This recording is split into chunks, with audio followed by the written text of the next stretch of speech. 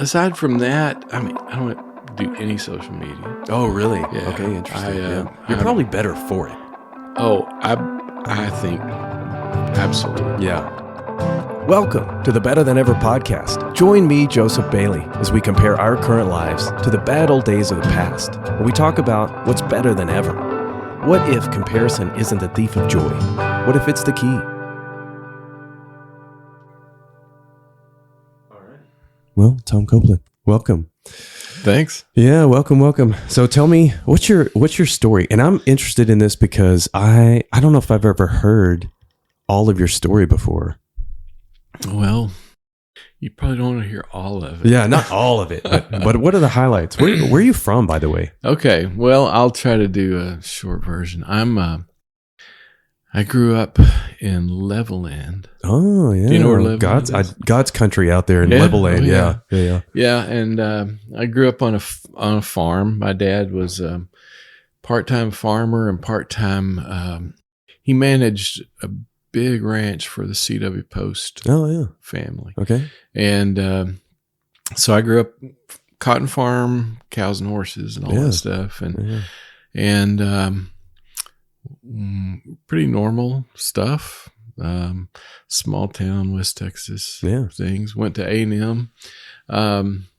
You went to Texas A&M or West Texas A&M? No, Texas A&M. Did you really? Yeah. Oh, I don't know if I knew that. Okay. Yeah. Oh, I thought you did. Okay, you're an Aggie. You got your doctorate there, right? I got my doctorate at A&M. I thought so. Yeah. Yeah. So did that, and after that, I decided I wanted to do I was a psychology major at A&M, and I decided I wanted to do some kind of probably marriage counseling. Yeah. And so I didn't know exactly how I wanted to do that. And the guy that was a youth pastor at our church said, well, at Southwestern Seminary, they had just started a counseling program. Oh, nice. Yeah. And this was 1980, 81. And I graduated in 81 from A&M. So I went to Southwestern Seminary. And at the very beginning of a kind of a Christian counseling kind of a program. Yeah. And I did that, and I met Lori there. She was in the same program. Oh, cool. And there are these jobs that I think of that I'm very thankful that people have them. Yeah. Which would be like my worst job ever. It sounds like a nightmare. I'm very thankful, like a vet. I would never want to be a vet, and I would never want to be a marriage counselor. I would be like, guys, come on, just figure it out. Well, you'd be surprised how many times, you just want to say, just stop it, just quit. I can't imagine. Yeah. Yes. So, you have these images of therapists, and a lot of them are like this, but I know there are those times where you just look at somebody and I don't think I'm giving anything away. Yeah. Those times when you just think you just want to reach over and shake somebody, just say, quit doing that. Quit doing this. Yes. Yes, that's right. So and y'all been married since when? What year? Wow, 1983. Wow. So this is our 40th year. Wow. Yeah. That's interesting. That's great. It's a long time. Yeah. You're definitely in the minority. It's an accomplishment, right? Yeah. Yeah. Yeah. And it's funny. I mean, people, it is, but it hadn't been that hard. That's good. That's good. She's a good person, way better than me. Yeah. and we've had, we're really blessed. We're both pretty easy. That's cool. We just kind of lucked into not having any big clashy stuff to deal with. That's good. So that's been a real blessing. Yeah, very cool. Yeah. This is year 23 for us. Okay. And so we joke that we've been in 5 marriages, but married to the same person. Married to the same that's person. Right. Oh yeah, that's exactly right. Yeah. Yeah. Well, one of us is easygoing and one of us is intense. Yeah. and I'll let you guess which one's intense. Yeah. I think I got a clue. Mm-hmm. Definitely. So went to seminary. Yeah. Got my first job out of that at Wayland Baptist University, Yeah. and the counseling center and running the men's residence halls. And we both got a job kind of doing that and kind of student affairs side of stuff. And we moved with, we had our first baby and moved into one of those dorm apartments where you live with college kids all around you. Golly. That was our first with place. a newborn. Oh yeah. Oh my goodness. Was that so stressful? The noise and everything. It was kind of rough, but it was okay. We got used to it. Golly. And we thought we were really something. I think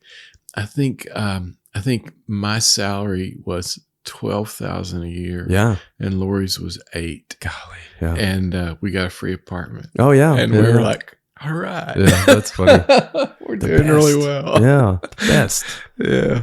That's cool. Yeah. So I was at Wayland for about 9 years, ended up being the dean of students there. Yeah. And while I was there, I worked on my doctorate at Texas Tech. Okay. At night, drove over there a couple of nights a week for 3 or 4 years. Yeah, yeah. And while I was doing that, I always thought that I wanted to work in student affairs. But in my doctoral classes, I would find myself sitting there with my professors thinking, that's what I want to be. Yeah. And so I quit looking for jobs in student affairs and I started looking for teaching jobs. Yeah, very cool. And so I looked and interviewed with a bunch of people, and then Lanny Hall had been at Wayland, been the president there. I remember that. Yeah. And he was at Hardin Simmons, and they had actually hired a psych professor who had to back out of a job like in June. Oh, and so Lanny told, I guess it was Craig Turner. Yeah. Lanny said, hey, I know a guy who could do this, and they called me, and very so cool. that was '94. So that's I've been here since then. Well, that's cool. Yeah. That's very cool. Yeah. My dad spent 1 semester at Wayland. Really? And Lanny Hall was his president. And so then I went to HSU and Lanny Hall was my president. So that was kind of a fun family story. Yeah. Yeah, that's funny. Well, very cool. And so did you get to teach any when you were in your doctoral program? No, Okay. I really didn't, because I was working I had the full-time job at Yeah. Wayland. Yeah. So I did this program that did most everything at night. Yeah. And so I just drove back and forth a million times. When I was at A&M, I had to choose. It was kind of like a minor. And so I chose these 3 classes in history. So I took all these for like 2 semesters or 1 semester, whatever, these classes in history. And these guys they were going to be a professor. Like they were getting their PhD to be a professor. Right. And they never taught. Yeah. And I thought, how do you know if you like it if you never teach? And they would fill in, just like, okay, this day, September 20th, you get to fill in this one lecture on historiography or whatever. And I just thought, oh my gosh, it's a huge commitment if you don't know if you like it or not. Yeah. So what's cool about speech is that from the first semester as a graduate student, I mean, we're in there, we're grading speeches and we get to guest lecture and all that stuff. So it was pretty cool. Yeah. It was neat. And you also end up with lots of people with PhDs that can't teach at all. Can't teach, which is really sad. Yeah. At HSU, there was a story about a guy who interviewed, and they said, well, he had a bunch of research that he had published. They said, tell us about your teaching experience. He said, well, I've never really taught, but how hard could it be? And we, everybody just laughed like, it can be really hard, man. Yeah, no kidding. You gotta get your head on straight because it's tough. Yeah, it's a lot harder than research. A lot of the time. Yeah. It's true. It's definitely true. Okay, so then you get a job at HSU. Yeah. And I loved it. I've told this story a couple of times before to people. It's funny. The first class, I can still remember. The first class I had was at 9:00 Monday, Wednesday, Friday. My first semester, intro to psychology. Never taught it before in my life. Yeah. But I remember walking out of Abilene Hall and walking back over toward Cowden Paxton where my office was, Yeah. and walking across that parking lot after that class and thinking, okay, this is why I'm here. Oh, that's great. I mean, it was one of those I mean, it's just clear as a bell in my mind. It's kind of that, I don't know, I hate to say, but kind of that epiphany kind of feeling, like one of those moments that, clearly I still remember it almost 30 years later. I mean, but it just always struck me that I just walked over. I can remember walking toward my office thinking, this is why I'm here. Cool. And I've always kind of felt like that, because it's just, it's still one of my favorite things. And Lori and I were talking, we've been talking a lot about what happens when we retire, and I told her the other day, I said, I'll probably have to figure out some way to teach somebody something. Yes, exactly. Because I've thought, well, I can do this or this or this, but then I'll come back to, no, this is what I like, and that's what I'm good at. So maybe that's part of the future. Yeah. Well, in May, I quote unquote retired. Right. And so I don't have that connection anymore. I don't have that outlet. And so this is one of the reasons I want to do this. I want to do podcasting just to talk to people and explore ideas and those sorts of things. But the students are definitely what I miss, because that connection with the students, it was really fun. Yeah. Yeah, definitely. And what do you feel like, what was your favorite part of teaching? Or is? Oh, you're still teaching. Still is. Yeah, is. It's there's two things that always kind of stick out to me. One is that just that thing that happens when, and I know this, when you kind of, it's kind of cliche and cartoonish, but when you kind of see that light bulb go off, when you talk about something or you explain something, and that student, you can just tell they go, oh, I get it, and that's always still fun, and but then the other thing that's probably the most satisfying thing, and I think you would say this probably too, is when you like right now I have a senior colloquium where I have these senior honors kids, and they're writing papers for me every week, and so I read those papers, and I came in last week and I said, I just have to tell y'all, this is so much fun for me to see what you're doing now and think about what you were doing 3.5 years ago. Oh, that's cool. That movement from 18 to 22 or so. Well, I did my dissertation over that. I mean, over young adult ethical moral development. What happens from the time you get out of high school till you're about 22 or 23. And I've always loved that time, and I still do. At graduation, I just think, wow, you don't realize it, but you're so different than you were when you showed up. Yeah, really. When you were a freshman, Yeah, definitely. I still really like that. Yeah, that's cool. What I like about, especially the longer I taught at HSU for 18 years, the longer I taught, the more I liked intro. Yeah. And the reason I like intro is because we catch them, generally they're freshmen or first year students, and we catch them sort of in that crisis. Yeah. And they're like, oh no, this is kind of like figure out a new town, a new, new system, and kind of who they are. And so it was cool to be able to speak into their life and speak some wisdom into their life in those moments. Yeah. It was pretty cool. Yeah. And you feel a lot smarter than you really are because you've got these people that, especially in psychology, that, there's very few of them who've had a high school psychology class. Yeah. That's true. So it's like everything I'm saying, it's brand new. So cool. It's spectacular. That's funny. That's funny. And sometimes I tell my friends who give speeches, because I taught speech, and they're like, help me with speeches. And I would think it's not fair what we do, because we get to say it over and over and over again. We get to see the best parts, and kind of develop the best parts for sure. Yeah, definitely. Yeah. Yep. So one of the things you were talking about, that one of the things that I thought is that, how old were you when you started teaching? Like, you're talking about that 9 a.m. class. How old were you? Let's see. Well, I'm 63. Okay. So it was almost 30 years ago. It's 28 years ago. Yeah. That's hard math. Let's see. What is that? 31? Yeah. Okay. Yeah. Maybe Okay. 31, Yeah. something like that. So what's weird about speech is that they have us teaching right out of college. Yeah. And so then we, in that beginning stage, you have to be tough, because you're so close to them. What I enjoyed is in my 30s, I didn't have to be so tough, where you kind of get to be a coach and a mentor a little bit, and you don't have to be, it's not, who are you? Who do you think you are? You're 26 or 24 or whatever. Yeah. So I really like that.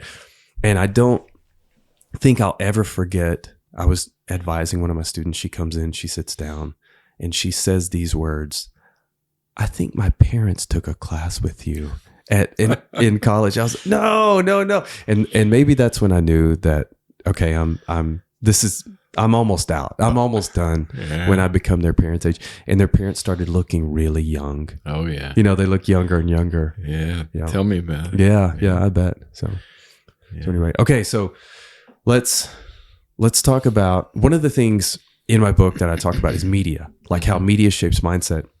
And so one of the things I think is super interesting is like your media diet when you were a kid. Like what shaped how you thought about real life? Like there was a scary story, a scary movie, a TV show that shaped how you thought about real life. What do you think?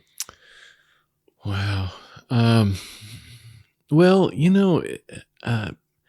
it's almost a little hard to think about considering, the media that I live in now and think about, cause when I was, elementary school aged, that was in late 60s, and, we had 2 TV channels. Yeah. And I remember when we had NBC channel and a CBS channel. Yeah. And I remember when Lubbock got a ABC station. It was a big deal. It was a big deal. Yeah, and we had 3 stations. Yeah. And so, it was, and we didn't watch TV, very much. Yeah. Because, first of all, there wasn't that much to watch. Yeah. Until 6 or 7 o'clock at night, and you get to watch Gunsmoke. My dad, we watched every Western. We watched. Then some cop shows came along, but I remember watching those Westerns where everything always turned out fine. Yeah. And also, the other thing I remember are those early variety shows. Like Andy Williams show and Dean Martin and those and I remember Red Skelton's Comedy Hour. I don't even remember what it's called, but it was the thing I thought about was the humor was like super clean and not squeaky clean, right? And no hint of anything remotely crude, and then but then I remember the transition, and I think one of the things that's was probably influential for people my age is this kind of transition where, like, I remember when the Smothers Brothers show started, and they were a little bit risque, right? Yeah, they got the envelope a little bit. They did a little bit, but mostly it was what they were doing outside. They opposed the Vietnam War. Oh yeah, okay. They protested. They and so people like my parents were like, we can't listen to these people, and then when I was 15 or 16, SNL started. Yeah.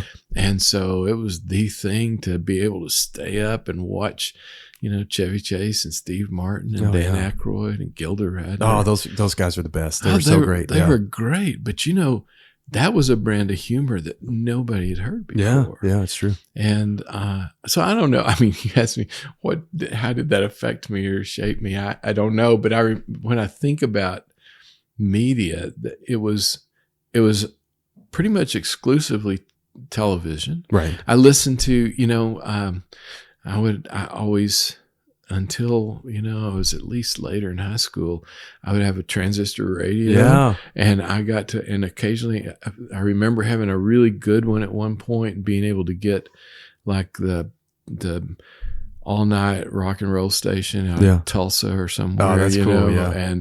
and being in bed at night and listening to listening to that real Yeah. quiet so my parents couldn't hear it. That's funny.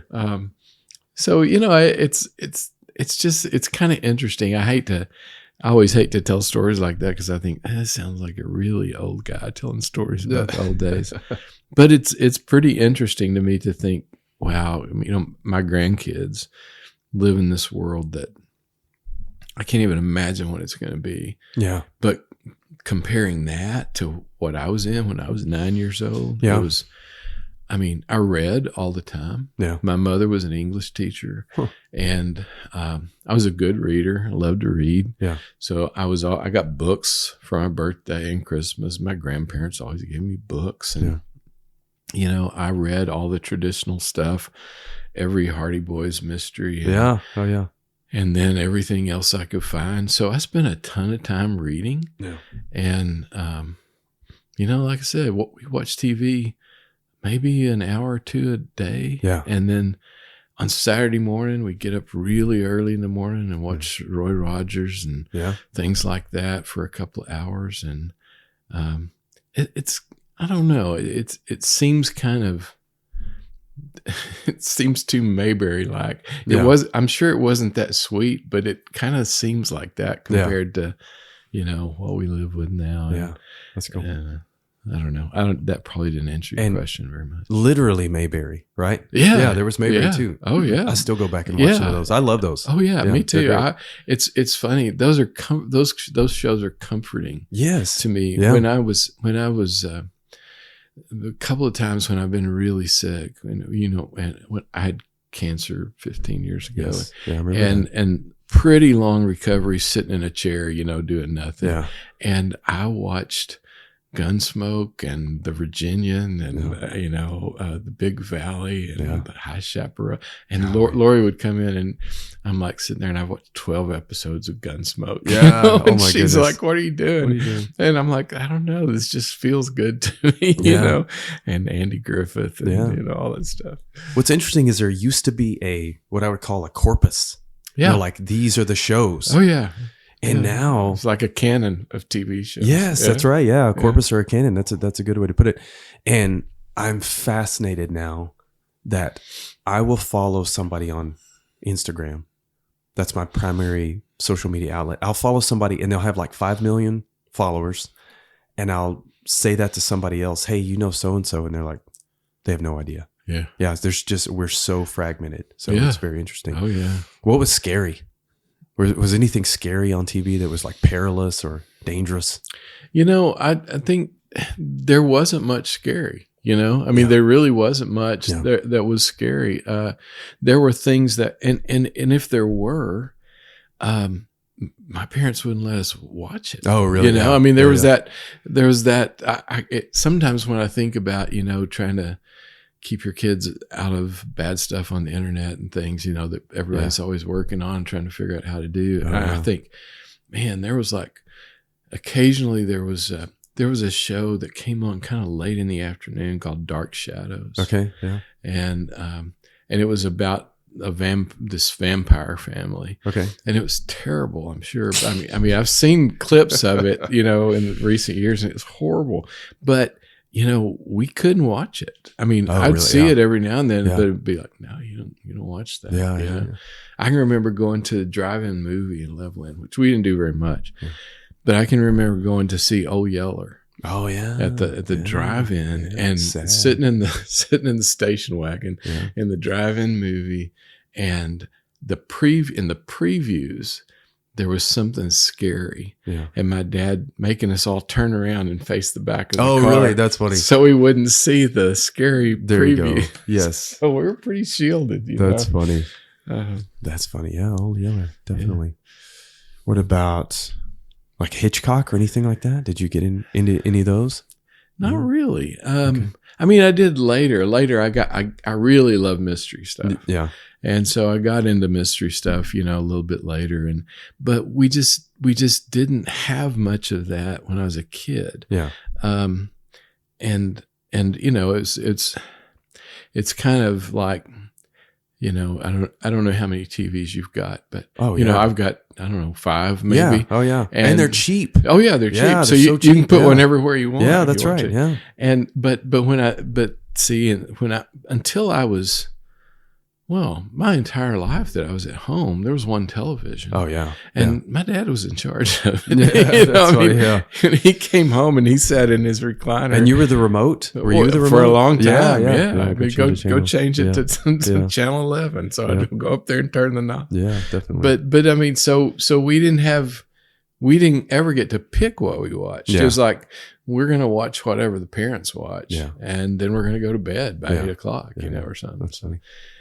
So we didn't really have options. And I think there's a part of, of course, there's a part of what we have today that's wonderful that we have so many options. Yeah. But, like I stay up late at night. So Lori goes to bed really early and I'll stay up and I'll look at, Netflix and Hulu and 3 or 4 things. And I think, what do I want to watch? And I'm just like, I'm overwhelmed with the choices. Yeah. Right. Yeah, I think, I wish somebody would sift through all this and really give me like 8 things that were really good. Yes. And then I could handle it. Yes. But sometimes I just get frustrated with looking, Yeah. and I think, well, there's 47 shows in front of me. Yeah. How am I supposed to know how to invest myself in any of this? Yeah. Yeah, totally. And so there's a part of that, and we know that like in psychology that there's this paralysis that comes with too many Absolutely. choices. Yeah. What is that? The Easterlin Man, you paradox? shouldn't have asked me. It's got a name, but it's I think that's what it is. Yeah. and Where it's like more choices equals less happiness. Oh yes. Yeah. And more frustration, more anxiety. Yeah. It's the same thing that happens with career choice. Yeah. When 100 years ago, if your dad was a farmer, you're going to be a farmer. Yeah, totally. So you may have hated farming, but you didn't have to worry about Yeah. it, And now this 15-year-old goes, I can be anything. Yeah. And they really can't, but they Right, think they can. right. That's right. And there's a huge part of our whole thing that teaches them, you can be anything. You can be anything you want. Yeah. And if you don't find the thing you want, make something up, Yeah. and preferably something where you can stay home in your pajamas. Yeah, there you go. and Yeah, make yeah. a bunch of Yeah, money. there you go. So, Also, the idea of the choice, like if you don't find the perfect choice, then you're Yeah. going to be lost. Oh, yeah. Right. Instead of just like Yeah. going out there and making it. So, Yeah. yeah, definitely. yeah, that's really a thing. Yeah. But okay. So media when you were a kid was kind of idyllic. It was really simple. There was a corpus or what did you call it? A canon. A canon. That's right. Yeah. Yeah. I like that. Yeah. And so now, what's your social media or what's your diet? I don't want to say social media, but Yeah. what's your diet like now? Like, what are you consuming? Well, still mostly TV, Yeah. but streaming TV, Yeah. which is everybody does, but is still sometimes, again, I think, wow, there's a billion things right Yeah. here, Oh, yeah. in this little black box. that Yeah. I can- Totally. Yeah. But aside from that, I mean, I don't do any social media. Oh, really? Yeah. Okay. Interesting. Yeah. You're I'm- probably better for it. Oh, I think absolutely. Yeah. I mean, I know there's something I'm missing. Yeah. I mean, I get Yeah, that. yeah. And I'm not, I mean, sometimes I rant about it, but I'm not, I know there are really good parts to it. Yeah. I know there are really good things that happen. Yeah. And it's not a media thing. I mean, I love that I can Facebook my grandkids, Yeah. because I think, FaceTime, right? FaceTime. I say Facebook. Yeah. I don't Facebook them. Yeah. But yeah, I mean, those kinds of things are spectacular. Yeah. Like better than ever. Yeah, of yeah. course, because I think, wow, my grandparents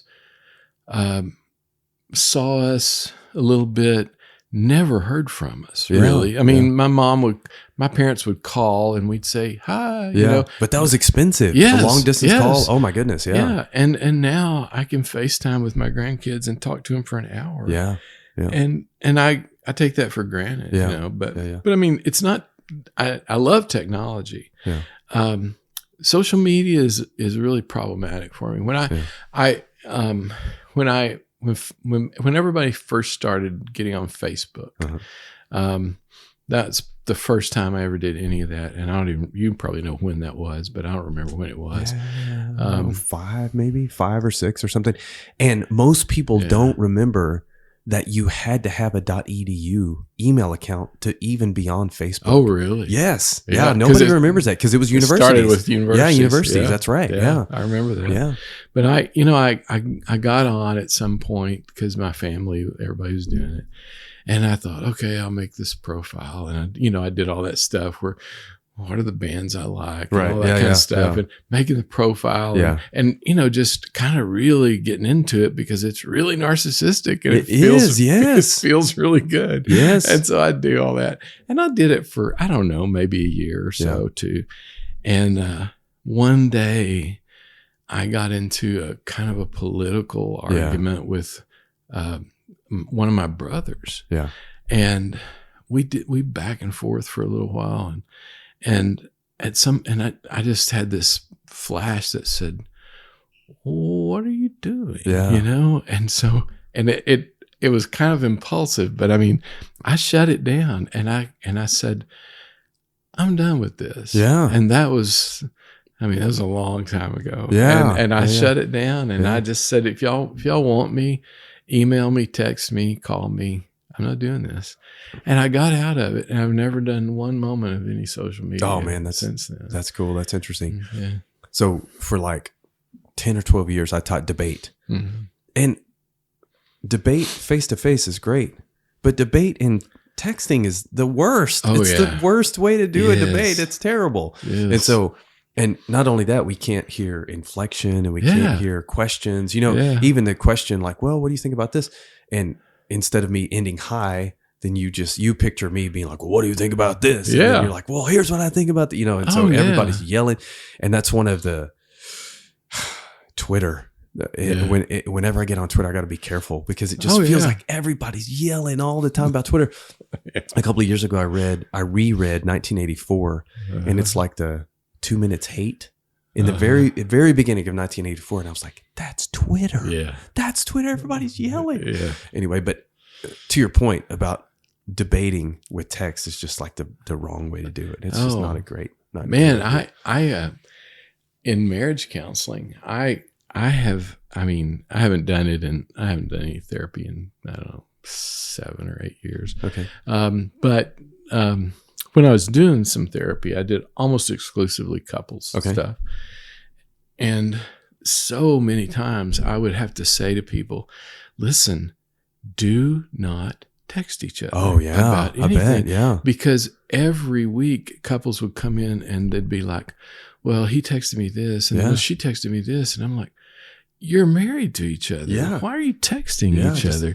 If at the very least, pick up, call, put the phone on your ear and call that person. Yeah, definitely. Because that same exact thing happened. Yeah. You'd say something like, did you put our check in the bank? Yeah. And then the other person would say, of course. What do you think I'm doing? Do you think I'm stupid? And it's like, well, that's, I'm just asking. And then just escalates from there. And then you're just done. Yeah. And so it's funny because I used to just say, whatever you do not text each other. Interesting. And it was that same thing. You can't hear, you can't see a facial expression. Yeah. And that same thing played out, with, and still does, I know with Twitter and with everything else. Yeah.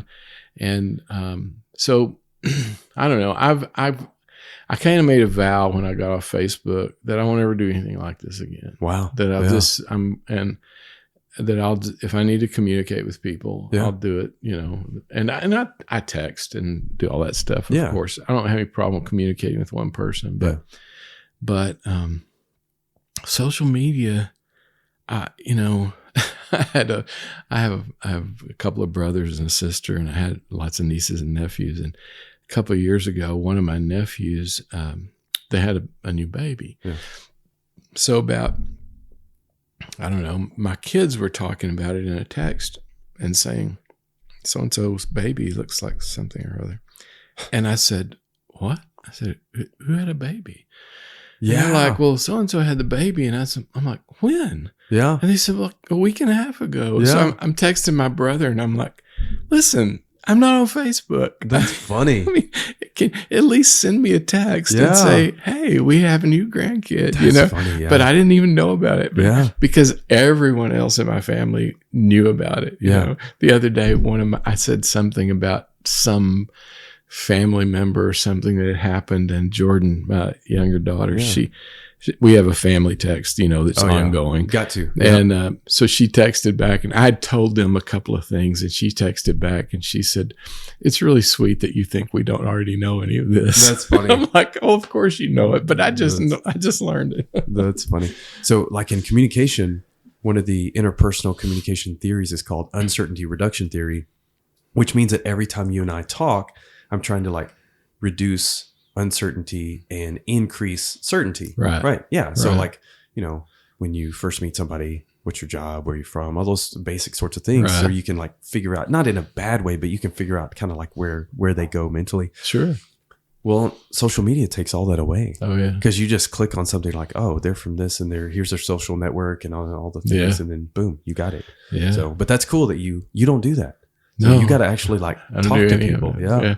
And I don't, but it's the other thing that's really good is that, I mean, I'm not anything special. I'm just as susceptible to garbage as anybody else. Yeah. And I don't ever hear a lot of it because I stay off of that. Yeah. So I don't ever spend any time trying to think, wait, is this true? Yeah. Is this something? Yeah. Because I don't ever see any of it. Yeah. So, that's good. And that's a place of humility to know that about yourself where you're like, I know I could be drawn into that. Yeah. Well, I don't know if I'm humble, but I'm aware of some of my flaws. Well, you can't say that you're humble if you are actually humble. There you go. Yeah.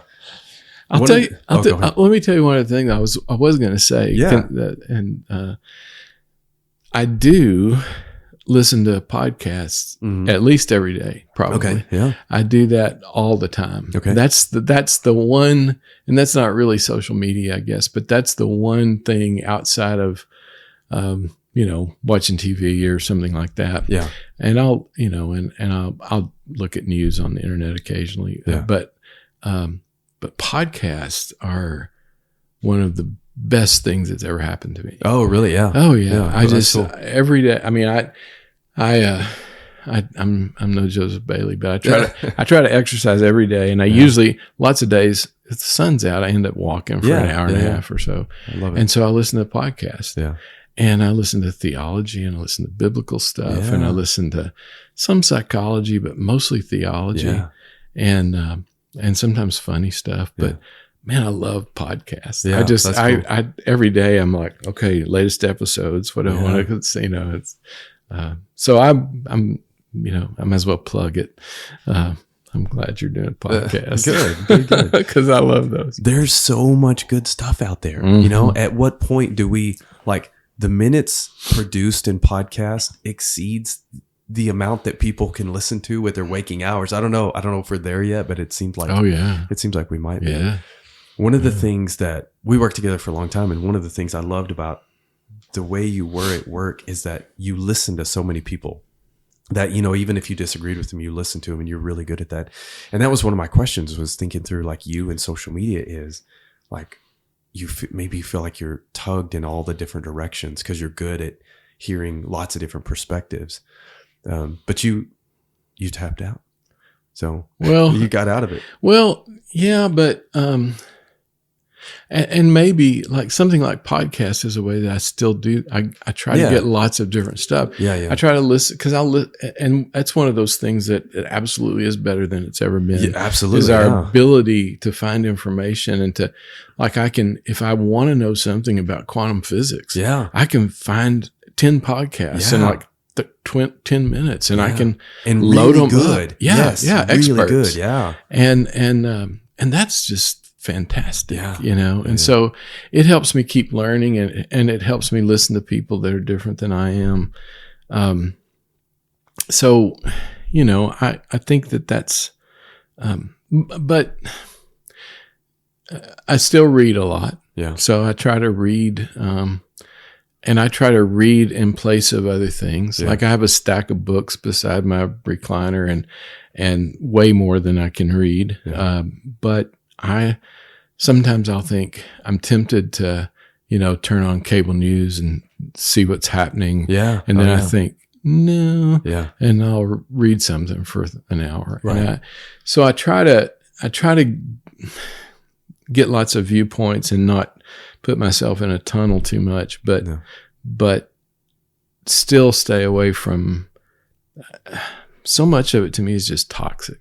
Yeah. It's just waiting for you to bite. Yep. So, there's research to indicate that social media not only feeds you what you want to hear, but also it feeds you what makes you mad. Oh yes. Because if you get mad, Yes. then you'll keep going. Oh, yeah.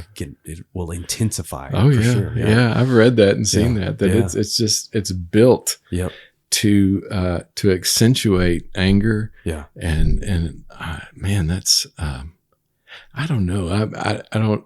I hate to spiritualize things too much, but sometimes I think that's just a bad thing, that there's this massive machine that's designed to make us mad at each other. That's true. And if I express an opinion, to immediately hook me up with all of the extreme people that hold something like that. Yeah, that's true. Yep.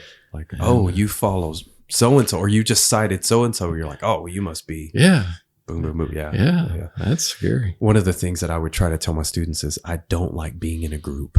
I don't put me in a group, right? I'm like allegiance less. Yeah. So I don't like that. Yeah. So, okay. So we talked about media. Let's talk about one of the things I was really looking forward to is the bad old days of teaching.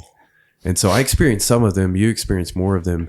And I just think when I first started teaching and I taught presidential speeches and political stuff and political communication. And so if we wanted to watch a JFK speech, we had to this is the bad old days. You had to go get the cart. Yeah. You had to like wheel it down. It was a VCR and like one of those huge TVs. Put the tape in and cue it up and then push, okay, everybody get the lights and then push play and everybody watches it and then stop and then we analyze it. So, yep. What are the bad old days for you? Well, there's some, I think I'm old enough and cranky enough that there's some of the bad old days that I kind of wish were still you kind of pine for them a little bit. Yeah. A little bit. Yeah. But in general, like I'm old enough now that I get irritated every time a new software thing comes out that we have to learn in order to do whatever. Yeah. But aside from that, it's hard to imagine now. And I did that. And I mean, I don't think I think when I started teaching, we were probably using that wheel the VCR into the room stuff. Cause I don't remember, having to order films or things like that to put on a machine. That's old days. Yeah. But just the most simple stuff like building just a simple PowerPoint. Yeah. And now I think, man, I live on that, And I mean, you use a lot of PowerPoint in your classes. Yes. Yeah. And cause I mean, you taught long enough to know this. I mean, and you said it a while ago, you learn what you're going to say and what you're going to do. Oh yeah. And so, I have PowerPoints, they don't usually have a lot of information on them. Yeah. They have pictures and bullet points or something like that, or quotes or whatever. But I'm to the, where that, when I click that PowerPoint comes up, then I have a lecture, I have talk that goes with it and questions. And then I go to the next one and I use it more for prompts and just kind of, but I look back and I think, that's, I don't know when we started doing that, but I didn't have that for probably 10 or 12, 15 years. Yeah, totally. And I think I used to have to write stuff on the board. Yeah.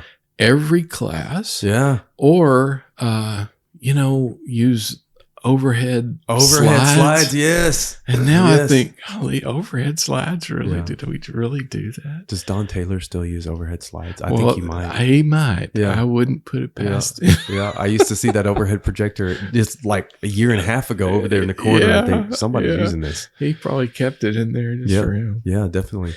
Yeah. Yep. Well, and that, and just so many things are simpler. Like, I have my first grade book that I used in 1994. Oh, wow. And it lasted me a couple of years, I guess. I have names in it. Sometimes I'll go back in there and I'm like, these people are like 50 now. Yeah, that's funny. Yep. But it's I look back and I'm like, I kept everything by hand. I mean, everything by hand. And now I think, man, my life is so much easier because as much as I'm just not I don't love to mess with technology. I like what it does for me. I don't like to play with it very much. And so, as hard as it is for me to deal with a new delivery package or something, once it's set up and going, I'm like, oh, it's nice. This is so nice. Yeah. And to be able to take that class and copy it into the next semester, drop it in there, boom. It's the grade book's all set up. It's so good. Yep. It's, so there's there's so many things that are so much better. Yeah. And it's not just teaching. I mean, it's everything. Yeah. I mean, even, we still all are, irritated at COVID, but man, Zoom. Yeah. I mean, I don't think we would be using Zoom if COVID hadn't happened. I mean, we probably would, but probably people like me wouldn't, but now it's like, wow, that's spectacular. Kind of normal now. And you just jump on and talk to anybody anywhere in the world. Yeah, definitely. So, that's nice. Yep.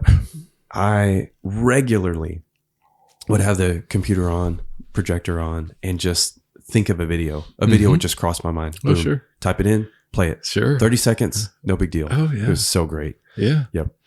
Yeah. I don't usually do it spontaneously because I don't keep up with the videos very much. But I do have those that I've used from time to, well, like in the Super Bowl. Yeah. I don't know if you remember, but you probably paid attention to the commercials, but just barely. Well, it depends how many kids were in this room. Yeah. Yes. Well, I think it's E-Trade that uses the babies. They're talking have adult voices. No, I didn't see it. No. Okay. Yeah. Well, they have a whole series of those, and I've used those forever. Nice. Talking about persuasion and about using humor to make people, and so when that came on, I went, oh, there's a new one. It's got these 2-year-olds that are at a wedding and they're dressed in tuxes and stuff, and they got adult voices coming out of their mouths. That's funny. And I thought, oh, I'm going to have to find that and use it, in class. Well, yeah. And what's crazy is you could right then the next morning you could just find it. Yeah. Whereas in the bad old days, what do? You record it and then hope that you get that commercial in there. I love Breaking Bad. Oh, and yeah. I don't know. Too. And so there was a chip commercial, the Breaking Bad, like a throwback to Tuco and But I saw it before it.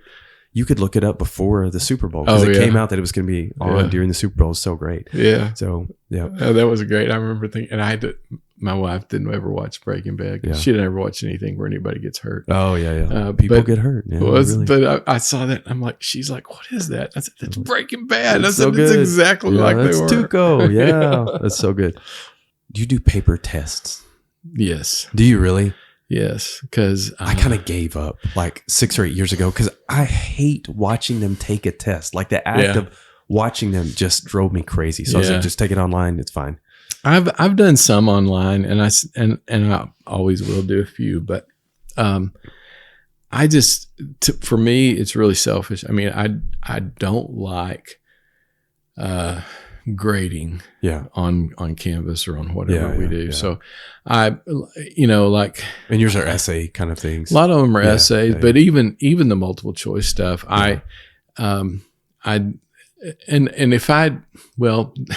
if I would take the time and load my multiple choice tests on, but I'm kind of like, yeah, I'll just give it to them. But I don't like grading online. If I have to grade it online, I hate tough. that. Yeah. Now, if it just spits out the answer, Yeah, I'm good with that. Yeah, there you yeah. go. That's funny. Yeah. Okay, so a couple of like wrap up questions. Okay. What's your favorite candy? What's the best candy? Snickers. Snickers? Yes. I like Snickers, man. I love Snickers. Of course, I have a real sweet tooth. Man, I do too. And Yeah. I like Snickers, but I love lemon heads and Ooh. hot tamales. All right. Interesting. All right. I like I like chocolate. Yeah. And I like sour candy and hot candy. That's funny. Yeah. Lemon heads are like really hard, right? They're kind of crunchy. Like a yeah. jawbreaker kind Yeah. of? Kind of.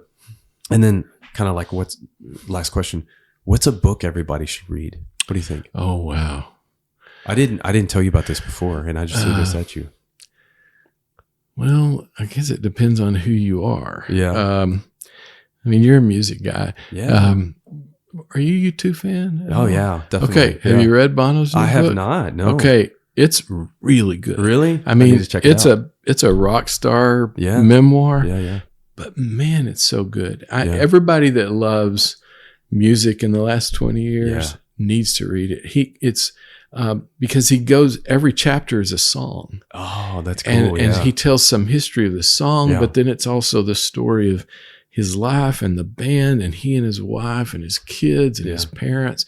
And it's 40 chapters, 40 songs. Yeah. And it's spectacular. Oh, that's cool. I was check it out. really surprised how good it was. Yeah, that's cool. But yeah, it's just the most recent thing. I mean, golly, I have trouble picking a book that everybody should read. Yeah, that everybody should read. Yeah. My teenagers, I've tried to introduce U2 to them. Yeah. Like, hey, you should know Joshua Tree. Yeah. You should know this song and this song and this song. Oh yeah. And they've kind of, they kind Yeah. of thrown some shade at me. But I think so much of the music since 1988 is U2. Yeah. I mean, it's just U2. Oh, like yeah. the electrics, Oh yeah. the electric parts, they're just the edge. I Oh, mean, yeah. over and over again, people are playing. Yeah. Yeah, it's I really mean, good. I was listening to I kind of like One Republic. Oh yeah. And I was listening to them and the other band that reminds me of them, Imagine Dragons. Yeah. And I was listening and they're on a playlist and I was listening and I thought, this is U2. Yeah. This is a different set of guys, but you can hear the edge. You can hear the same kind of lyrics. Yep. You can hear all of that stuff. And I think there's all these 30 and 40-year-old bands out there that are playing the music that, Bono's 63. He's like me. Yeah. It's like man, there's so much influence there. And I still think, okay, I'll still pay a bunch of money to go see. Have you seen them? Yeah, I've seen them twice. Oh, really? I've never seen them. I need to go see them before. Well, they're doing a residency in Vegas, so that was a Super Bowl commercial. So. I know. I need to go make a pilgrimage to Vegas to see you too. Well, hey, it's been great. We're at 55 minutes. All it went by boom, just like that. It did. Yeah. It went by fast. Yeah. Well, thank you so much for being here, Dr. You bet. Tom Copeland. You bet. Thanks for having me. Yeah. If you liked ideas like these, check out my book, Like a King, Compare Yourself into Happiness, where I compare our lives to the kings of the past, wherever books are sold. Just kidding. It's only on Amazon.